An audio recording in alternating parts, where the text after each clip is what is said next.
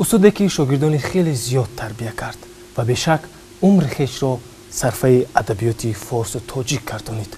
درود میگیم بینندگان عزیز و ارجمند. امروز در برنامه ما پیرامون حیات و فعالیت و آثار مولونا عبدالرحمن جمعی برای شما قصه خواهیم کرد. ما را همراهی نمایید. جمعی عالم متفکر، شاعر، نویسنده برجسته خلق تاجیک بوده. در آسمان علم و ادب عصر 15 مانند یک ستاره درخشان جلوه‌گر است. او ادبیات زیاده از 500 ساله فارس تاجیک را در تمام ساحه‌ها با اثرهای برکمالش جنبست نموده است. نام اساسی او عبدالرحمن، لقبش نوریدین بوده. با تخلص جمعی در تمام دنیا مشهور گردیده است. نوریدین عبدالرحمن جمعی 7 نوامبر سال 1414 در دهه هرگرد ولایت جام به دنیا آمده است. پدر و بابای جمعی مردان با فضل و دانش بودند. نوریدین عبدالرحمن جمعی یکی از شخصیت‌های بزرگی، من بگم که فیلسوف، شاعر، ادیب، زبانشناس و محقق هم گویم خطا نمیکنیم، در هرات به دنیا آمده است. بسیار عالم و دانشمند بزرگ است. اثرهای زیادی آفریده است. در تاریخ ادبیات فارس تاجیک نقشی بسیار بزرگ دارد. هنگامی که جمعی 11 ساله می شود، عائله آنها از ولایت جام به هرات می آیند.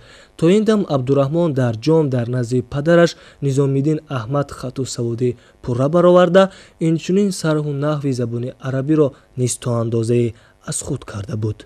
در این باره یکی از شاگردان وفادار جمعی، عبدالغفور لاری، چنین می نویسد: روزی سخن از استادان و معلمان حضرت ایشان یعنی جمعی را در نظر دارد در میان افتاد. فرمودند که ما به حقیقت شاگرد پدر خودیم که زبان از وی آموختیم.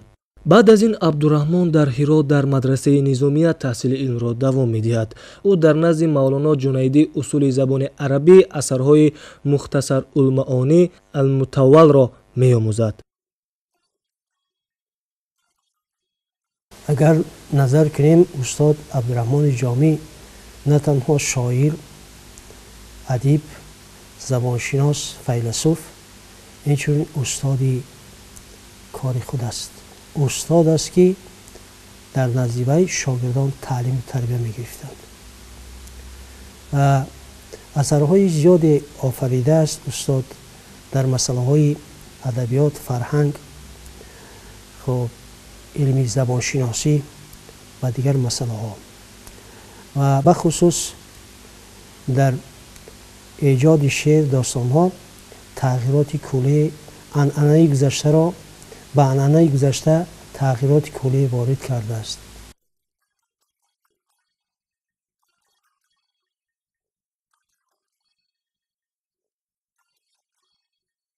او دارای خصلت عجیبی بود. به هر یک چیز، به هر یک حادثه از نقطه نظر تنقیدی کنجکاوی نظر می‌کرد. بیشتر به علم‌های دقیق میل و رغبت داشت. جمعی به یک بار خواندن ماهیت اساسی مسئله را درک می‌کرد.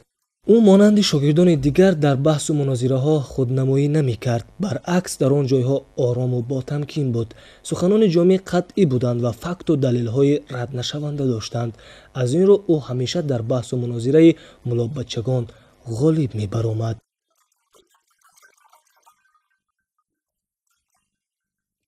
خمسه با قلم نظامی گنجوی تعلق دارد و خمسه این اثر پنجگانه گفتنی گپ و همینطور به وی تغییرات کلی در آورد. یعنی شماره داستان‌های خمسه را به 7 رسانید و نامش را 7 اورنگ نامید. این یک چیزی عجایب که اشاره به 7 برادران، 7 طبقه آسمان و زمین، 7 ستاره و غیره و غیره، 7 طبقه بهشت، خلاصه گپ به همینا مانند کرده شده است. و این بینید، این یک طرفی مسئله که شماره اثرهای خمسه را به 7 رسانید، به 7 عدد، 7 اورنگ نامید. یک چیزی عجیب است. چیزی دیگری که آن است استاد عبدالرحمن جمعی در مسئله تربیه رولی اساسی را اجرا میکند. شما میدونید که فرزندان عبدالرحمن جامی چند فرزندگی با کمال رساند، افسوس که در ایام خوردی از عالم چشم پوشیدند و فرزندی از همه خوردیش برای وی اثری نوشت، اثری تربیوی که با نام بهارستان عبدالرحمن جامی شهرت دارد و این بهارستان سر تا پا اثری تربیوی تعلیمی است. جامی در بزم‌های ملابچه‌ها اشتراک نمی‌کرد، نفرت داشت. او بیشتر در بحث و مناظره‌های عالمان مشهور حاضر می‌شد و اگر لازم می‌دانست سخن می‌گفت. جامی سخن را دراز نمی‌کرد، سخن‌هایش موجز و با معنی بودند. در جمع آمد شاعران اشتراک کرده با تحمل گوش می‌کرد، ولی شعر نمی‌گفت. پی بردن دشوار نبود که جامی با این پیشه ایجاد شوقی باید این چیزها را داند.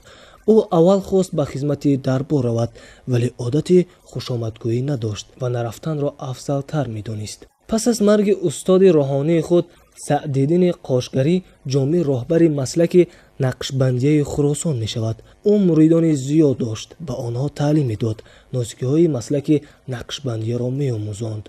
عبدالغفور لاری یکی از مریدان با وفای جامی به حساب می‌رفت. عبدورحمن چومی در حیات خود 7 بار به سفر برآمده شهرهای سمرقند و تاشکند، فاراب و مرو را تماشا کرده است. سفر آخرین و طولانی جامی سال 1472 در ماه اوگوست آغاز یافت. او به ایجاد کردن اثرهای علمی و ادبی با تمام مشغول بود. 1 دقیقه وقت خود را بیکار نمی‌گذراند. عبدورحمن چومی عمری دراز و پربرکتی داشته است، ولی آن را ضایع نگذرانیده برای نسل‌های آینده آثار پرارزش علمی و ادبی میراث گذاشته است. او قریب 50 سال حیات خود را به آفریدن اثرهای علمی و سرودن اشعار دلانگیز و داستان‌های برجسته صرف کرده است. شاگردان و همزمانان جامی مقدار اثرهای او را از 46 عدد زیاد می‌دانند. سال 1503 کلیات جامی از طرف دوستانش ترتیب داده می شود که آن نسخه تا زمان ما آمده رسیده است.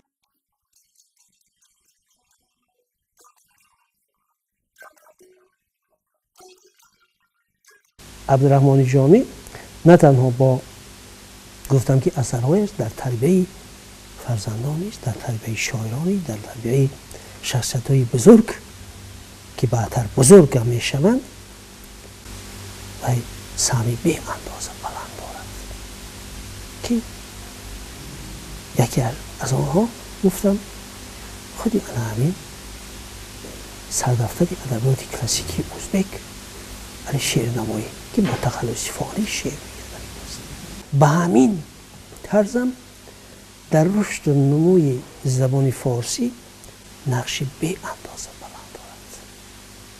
به حد.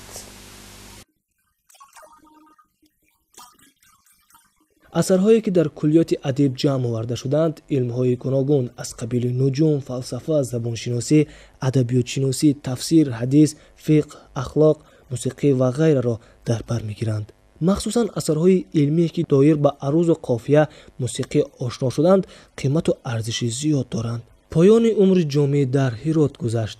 او به ایجاد کردن اثرهای علمی و ادبی با تمام مشغول شده بود. تنها به مکتب ادبی هرات راهبری کرده و شاعران جوان مصلحت‌های مفید میداد.